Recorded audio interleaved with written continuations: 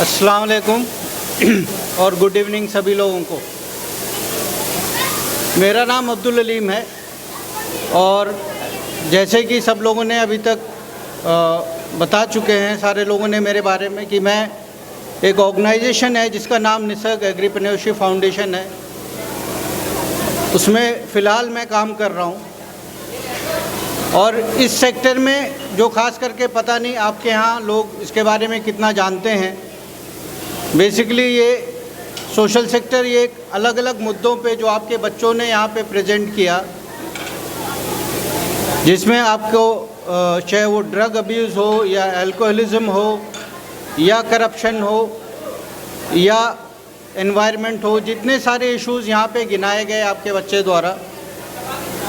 इन सारे इश्यूज़ को लेके मैं पिछले 20 सालों से काम कर रहा हूँ। और इस काम करने के पीछे जो सबसे बड़ा उद्देश्य ये है कि जो कम्युनिटी जिनके साथ हम काम करते हैं वो इन मुद्दों को लेके जागरूक हों, वो समझें कि क्या इसका मकसद है, क्यों हम इन चीज़ों को लेके अपनी जो निजी ज़िंदगी है उसमें हम इतने मशगूल हो जाते हैं, इतना उसमें बिज़ी रहते हैं कि इन चीज़ों पे हमारे पास वक्त नहीं रहता। तो अभी जब डॉक्टर नफीस साहब से मेरी बात हो रही थी, आपके जो जिस तरह का परफॉर्मेंस हुआ, एक तो परफॉर्मेंस जिस तरह का मैंने देखा, इस तरह का परफॉर्मेंस जनरली मैंने दिल्ली में भी बहुत सारे स्कूल्स में इस तरह का देखा है, लेकिन बहुत कम ऐसे स्कूल्स हैं जहाँ पे इस तरह के बच्चे या इतना कॉन्फिडेंटली लोगों ने परफॉर्म किया हो। तो एक उसके लिए सबको मेरी तरफ से बहुत बहुत बहुत बधाई। आप लोगों ने जो कोशिश की है इन बच्चों के साथ, स्पेशली जिस तरह के एरिया में जहाँ पे कानपुर में आप लोग कर रहे हैं और साथ में इतने लिमिटेड रिसोर्सेज के साथ, तो ये बहुत काबिल तारीफ़ है इस तरह की मेहनत करना। और साथ साथ में बच्चों का जो कॉन्फिडेंस है वो सारी चीज़ों को लेके, चाहे वो केजी के बच्चे हों, चाहे वो नर्सरी के बच्चे हों या 7 तक के बच्चे हों जिन्होंने एंकरिंग करी, उसके साथ साथ जिन जिन मुद्दों पे इन्होंने परफॉर्म किया है यहाँ पे। और जैसा मेरा नफीस साहब से बात हो रही थी कि इन बच्चों ने खुद ही ये सारी प्रिपरेशन की है, मतलब एंकरिंग की प्रिपरेशन हो या साथ में जो भी टीचर इन्वॉल्व रहे हों। लेकिन मेरा मानना ये है कि अगर हम इस तरह से बच्चों को कॉन्फिडेंस बूस्ट करते रहें, इनको बार बार इनकरेज करते रहें इस तरह के प्लेटफॉर्म्स दे के, तो ये बहुत ज़्यादा आगे जा सकते हैं। जिस तरह का आजकल का माहौल है, कम्पिटिटिव माहौल है, अभी बात कर रहे थे नफीस साहब कि हमारे बच्चे जो है कम्पिटिटिव एग्ज़ाम्स में भी अगले कुछ महीनों में आगे आएंगे। तो ये लाइफ में सिर्फ एजुकेशन सेक्टर में कंपटीशन नहीं है, कंपटीशन आपको हर लेवल पे जाके, अगर आप मान लीजिए 10th के कहीं पे आपने बोर्ड क्लियर कर लिया, 10th के बाद 12th का बोर्ड क्लियर कर लिया, उसके बाद आपने कोई नीट का एग्ज़ाम दिया, वो क्लियर कर लिया, उसके बाद फिर आप किसी अच्छे मेडिकल कॉलेज में भी चले जा रहे हैं, उसके बाद भी आपका कंपटीशन जारी रखता है। क्योंकि स्पेशली जिस कम्युनिटी से हम लोग आते हैं उस कम्युनिटी में बहुत सारी चीज़ों की कमी है, चाहे वो फाइनेंशियल चीज़ें हों, चाहे आपके नॉलेज की कमी हो। उसमें अब जब मैं नॉलेज की बात करूँगा तो मैं सबसे ज़्यादा जो मेरा मानना है कि हमारा जो एजुकेशन सिस्टम है वो सिर्फ स्कूल में नहीं रहता, वो अपने घरों से स्टार्ट हो जाता है। आप एज पेरेंट क्या तरबियत देते हैं, कई सारे रिसर्चेज में ये प्रूव्ड है। अगर आप पढ़ें या आप अगर नहीं पढ़ सकते हैं तो आप YouTube चैनल देखें कि आपने बच्चे को एक मिट्टी के तौर पे समझना चाहिए। एक मिट्टी जो क्ले होते हैं और जो पेरेंट्स हैं बेसिकली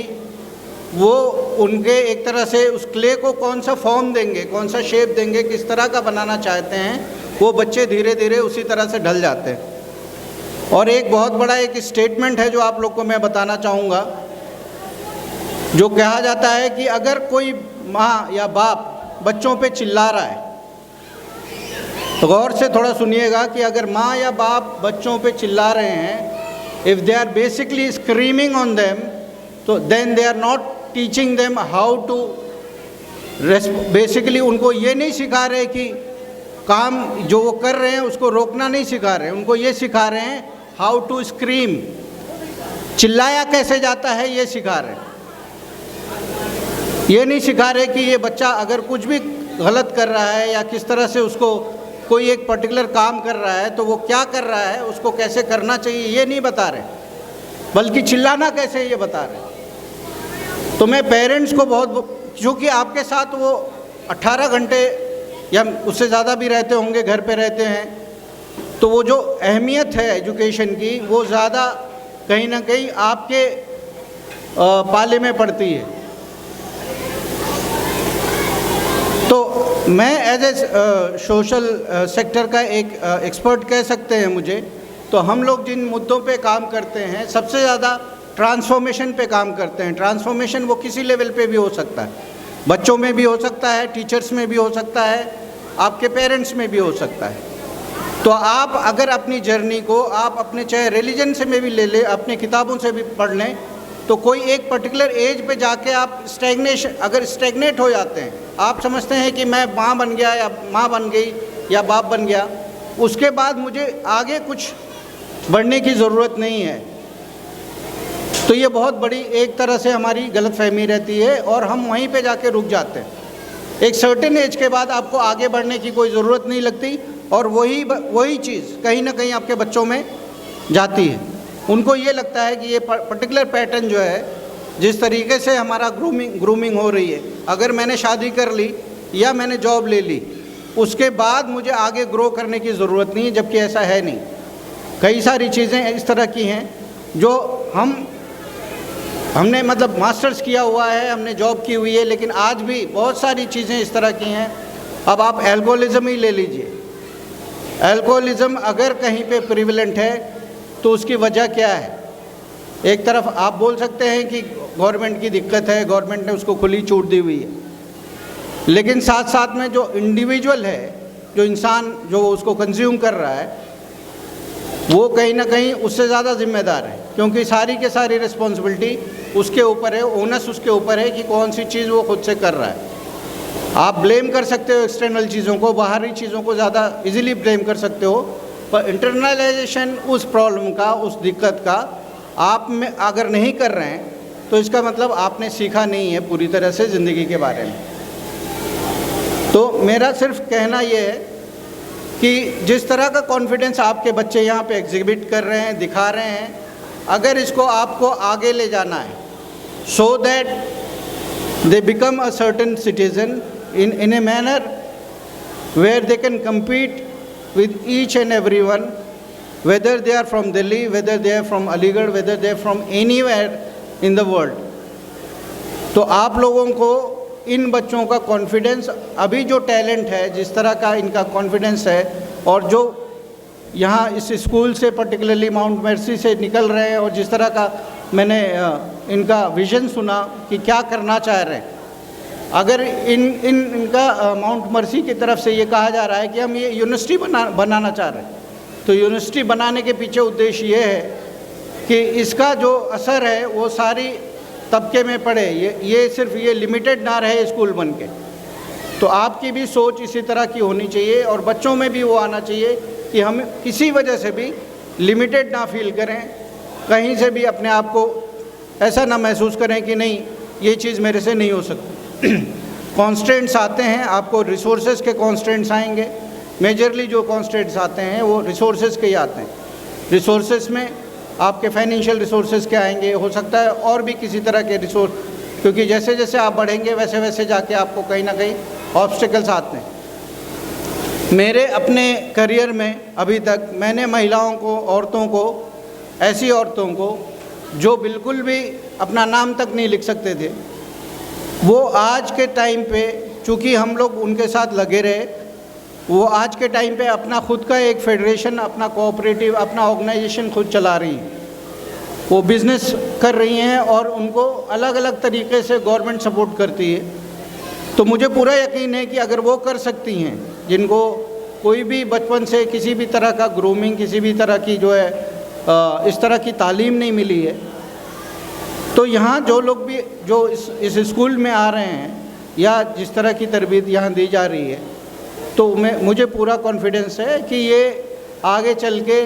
आपका AMU हो या जामिया हो या कोई भी इस तरह की यूनिवर्सिटीज़ हों, ये जाके अपना नाम रोशन कर सकते हैं। और सबसे ज़्यादा जो खुशी मुझे यहाँ आने से हुई है ये कि आपके बच्चों में जिस तरह का इंग्लिश बोलने का कॉन्फिडेंस है, ये मैंने दिल्ली के स्कूलों में नहीं देखा। बहुत बड़े बड़े स्कूलों की बात मैं कर रहा हूँ, जहाँ पे 5-5 हज़ार 10-10 हज़ार की फ़ीस है वहाँ पे, उसके बावजूद भी वो इंग्लिश इतनी बेहतरीन नहीं बोल सकते या इतने कॉन्फिडेंस के साथ वो नहीं बोल सकते जिस तरह के आपके एक्ट्स में अलग अलग डिफरेंट जो इन्होंने परफॉर्मेंस दिए हैं, उस कॉन्फिडेंस के साथ छोटे छोटे अगर नर्सरी या KG के बच्चे आके अपना इंट्रोडक्शन दे रहे हैं और इतने कॉन्फिडेंटली दे रहे हैं कि वो अगर हमें आपको कहीं इस तरह के स्टेज पे खड़ा कर दिया जाए तो शायद आप नहीं कर पाओ। तो दैट ऑल्सो प्रूव्स कि अगर हम कंटिन्यूस एक कंसिस्टेंट एफर्ट डालते हैं किसी एक पर्टिकुलर डायरेक्शन में तो कुछ भी पॉसिबल है। अगर ये KG के और नर्सरी के बच्चे आके अपने आप कॉन्फिडेंटली अपनी बात रख सकते हैं और अपनी चीज़ों को यहाँ पे प्रेजेंट कर सकते हैं तो आई थिंक कुछ भी हो सकता है। तो इससे ज़्यादा मैं आपका समय नहीं लूँगा। मुझे यहाँ बुलाने के लिए सबका शुक्रिया, आप माउंट मर्सी के मैनेजमेंट का शुक्रिया, आप लोगों से जो बच्चे यहाँ परफॉर्म कर रहे हैं उनसे कई सारा इंस्पिरेशन लेके मैं जा रहा हूँ, क्योंकि इसी तरह के कुछ बच्चे हैं जो हमारे संस्था से जुड़े हुए हैं और वो भी कहीं ना कहीं सॉफ्ट स्किल्स पे हम काम करते हैं अलग अलग तरीके से, जिसमें आपके एक मेजर चीज़ मैं आपको बताना चाहूँगा। जब यहाँ पे बात हो रही थी रेस्पेक्ट की, कंपैशन की, जो बच्चे अलग अलग मोरल टीचिंग्स एक तरह से दे रहे थे, तो मुझे कई बार ये लगता है, और पता नहीं आप उससे कितना ज़्यादा सहमत हैं नहीं सहमत हैं, कि जैसे ही हम बड़े हो जाते हैं, हमारी एज ज़्यादा हो जाती है या हम माँ बाप बन जाते हैं, तो हम बाय डिफ़ॉल्ट मानते हैं कि बच्चों को हमारी रिस्पेक्ट करनी चाहिए या बच्चों को हमारी बात सुननी चाहिए। लेकिन इसका उल्टा अगर मैंने मेरे अपने लाइफ में बहुत कम सुना है जहाँ माँ बाप ये कहें कि मुझे भी अपने बच्चों को सुनना चाहिए, उनको बैठ के उनकी बातों को सुनना चाहिए, वो करना क्या चाहते हैं लाइफ में उनके बारे में भी हमें तवज्जो देना चाहिए। ये जो दिक्कत आती है जहाँ पे भी कि अगर कोई बच्चा टैलेंटेड है, आगे चल के अगर वो कुछ करना चाहता है, तो कई बार इस वजह से भी चूँकि उसको प्रॉपरली सुना नहीं गया, उसको समझा नहीं गया, इस वजह से उन्होंने जो अपना एम बनाया था वो नहीं कर पा रहे। बहुत डिफरेंट होता है, जैसे आपने डॉक्टर साहब ने कहा कि लर्निंग मेथोडोलॉजीज़ बहुत अलग होती हैं। कोई सुनता है, कोई देख के करता है, कोई पढ़ के करता है। बहुत डिफरेंट वेज़ में अलग अलग तरीके से बच्चे सीखना और समझना जानते हैं। तो हमको ये फोकस करना चाहिए कि वो बच्चों का एक्चुअल में किस तरह का लर्निंग मेथोडोलॉजी है, कौन सी चीज़ ऐसी है जो उनको अच्छा लगता है, कौन सी चीज़ ऐसी है जो वो शायद ज़बरदस्ती वो कर रहे हैं, इसलिए कर रहे हैं क्योंकि माँ बाप उनसे कह रहे हैं। तो मैं लिसनिंग का इसलिए मैं बोलूँगा क्योंकि हम जब बच्चों को बताते हैं, आज जो वार के बारे में जो आपने दिखाया पैलेस्टीन में जो हो रहा है, ये इसीलिए हो रहा है क्योंकि वो हायर लेवल है, लेकिन घरों में भी जो छोटे छोटे जो मुद्दे आते हैं वो ये इसी वजह से है क्योंकि हम लोग कायदे से एक दूसरे को सुनते नहीं हैं, समझते नहीं हैं। सुनना एक चीज़ होती है, उसके बाद समझना होता है। लिसनिंग, अंडरस्टैंडिंग, फिर रिस्पॉन्डिंग, उसमें एक अटेंडिंग एक वर्ड है। जब हम अटेंड करते हैं लोगों को, when we attend people we basically give respect to them, और वो बच्चों के लिए भी उतना ही लाजमी है। जब आप बच्चों को गौर से सुनेंगे, इट मीन्स आप उसको रिस्पेक्ट दे रहे हैं। जब आप उसको रिस्पेक्ट देंगे तो साथ साथ में वो भी आपको रिस्पेक्ट देंगे। और कितनी भी बड़ी बातें हों, कितना जो बच्चे छिपाते हैं, ख़ास करके माँ बाप के डर से छिपाते हैं बहुत सारी चीज़ें, वो इसी वजह से छिपाते हैं क्योंकि उनको ये डर रहता है कि अगर मैं बताऊंगा या बताऊंगी तो मुझे बहुत बुरी तरह से ट्रीट किया जाएगा। उनको पता है कि हमको सुना नहीं जाएगा। तो ये जो सुनने वाली टेंडेंसी है, कायदे से सुनना और उसको समझना और उसके बाद उस पर फिर किसी तरह के एक्शन लेना, ये हमारी जिम्मेदारी ज़्यादा बन जाती है। और मैं कहूँगा कि अगर माउंट मर्सी में इस तरह का कोई क्लासेस, इस तरह के कोई सेशंस हो सकें जिसमें पेरेंट्स को और बच्चों को साथ में काउंसलिंग नहीं कहेंगे बट स्टिल इस तरह के कोई अरेंजमेंट हो जहाँ पे इस तरह का सॉफ्ट स्किल्स सिखाया जाए, जिसमें लिसनिंग, अटेंडिंग, रिस्पॉन्डिंग एक पर्टिकुलर वे है। इसके अलावा आर्ट, म्यूज़िक या स्पोर्ट्स, उनके थ्रू इनके लाइफ स्किल्स को और बढ़ाया जाए। मे बी उसके लिए अलग अलग ऑर्गेनाइजेशन से आप अप्रोच कर सकते हैं जो बेसिकली इन चीज़ों पे काम करते हैं, तो इनका जो टैलेंट है वो ज़्यादा निखर के आएगा। और तो मैं सभी लोग का शुक्रिया अदा करते हुए आज का मेरा अपना जो कहना था मैंने कह लिया। और बहुत ज़्यादा आप लोगों से सभी से गुजारिश करूंगा, एक बार सब लोग ताली बजा दें बच्चों के लिए, ख़ास करके बहुत मेहनत की है इन्होंने। और जो लोग भी इससे साथ जुड़े रहे, चाहे वो टीचर्स हों या माँ बाप हों या मैनेजमेंट हो, मैं उन सब का शुक्रिया अदा करूंगा। Thank you very much.